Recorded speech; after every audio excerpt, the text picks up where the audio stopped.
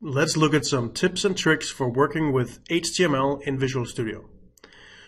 Let's first define what I mean by HTML. So if we go into Tools Options, under Text Editors, we can see that we actually have two HTML editors in Visual Studio. We have one specifically for dealing with web forms, so ASP.NET Web Forms, so ASPX pages, user controls, master pages. And then we have one for everything else. It's Razor or static HTML or any other variation of HTML goes to the other HTML editor. And this other one is the newer one, and it was introduced in Visual Studio 2013. And that's the one we're going to look at today. So here I have an HTML file. I copied it from some place I found online, and it's all like minified into one line. So that's kind of annoying. I would like to see it sort of nicely formatted. So I can format the document, and that might get me some way there. But Visual Studio actually has a command called unminify.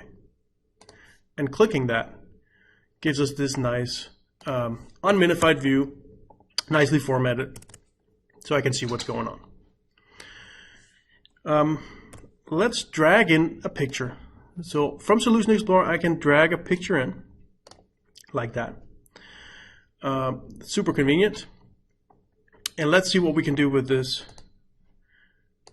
image here. So notice how a light bulb show up.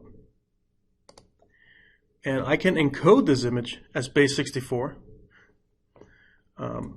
That's not what I want here, but I want to get the width and the height attributes automatically inserted. So Visual Studio goes in, checks out the picture, and figures out what the height and width is, and inserts it for me in these attributes. This is really good for performance, and also making sure that when the web page renders in the browser, that the browser knows upfront what the height and width of the picture is, so that you don't get these loading sort of unevenly, and you're reading the top and then things move around. By giving the browser the information of the height and width of our elements, it can much better give us a better rendering experience. So that's really convenient, and I really like that feature. Another thing we can do is we can wrap any element or any text, anything that's selected, with another element. So the feature is called Wrap with Div. It looks like this. It's selected, so I can change it to, let's say, a span. There we go. And I'm going to do a line break. So I'm going to just format the document, Control-KD. And now that looks a little bit better. Actually, I want that span here. I want that to be wrapped with a div like that, let's say. So when makes it super easy for me to add these parent-child relationships. So that's all built in. Here's another nice feature. I get class name intelligence. So hero is the name of a class that I defined up here. And so that's really nice that I can get the intelligence for that right out of the box. There's a bunch more to the HTML editor that makes it a really nice HTML editor app, but I want to show you something that an extension that I install can do that expands on this functionality. So if I open the extension manager, you can see here I have an extension called HTML Tools 2019. There's also one for 2017 and earlier if you just install Web Essentials. So HTML Tools 2019 is included in Web Essentials. So if you already have Web Essentials, you already have this extension as well. Otherwise, just go out and download it, and let's take a look at what that gives us on top of what I just showed. So one thing is I get image hover preview. So simply just hover over an image and see what it looks like, and what we can also see at the bottom of the preview what the size of that image is. Very convenient. Here's another one.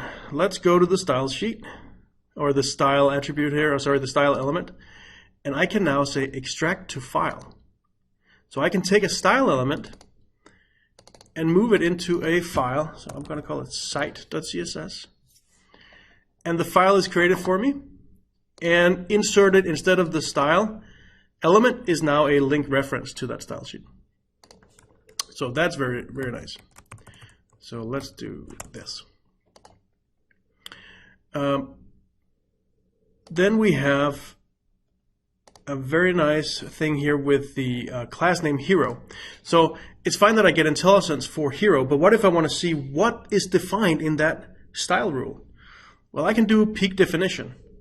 So peak definition or Alt F12, and that will find the style definition in my style sheet and display it to me here. And I can actually edit it directly. It's just in HTML editor. There we go. Double. That's not a bad idea. There we go. So I even get IntelliSense in this peak definition window. This, by the way, works with less files and Sass files as well, not just CSS. I now decide that I have too many parents here around my image tag. I don't want that span tag, so I'm going to remove it.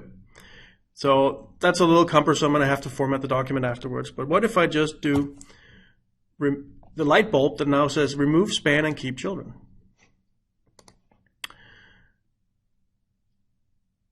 That just removes the span, and it formats the children inside of it to its new parent. Very convenient. Label. This has to do with IntelliSense. So there's a bunch of IntelliSense things that comes with this extension called HTML tools. And one of them is IntelliSense for things that are defined within the same document. So one of them is in the for attribute. In a label, I need to say that it's for a specific input field. And in this case, I get all the valid things that it could be a label for. In this case, it's the input field with the ID of name. And you saw how I got that IntelliSense. So this goes for data list as well. It goes for a lot of other things where we have dynamic IntelliSense based on the content of the document. And all this comes from HTML tools. So I hope this was helpful to give you a little bit of tips and tricks on what's possible in the Visual Studio HTML editor. Thank you.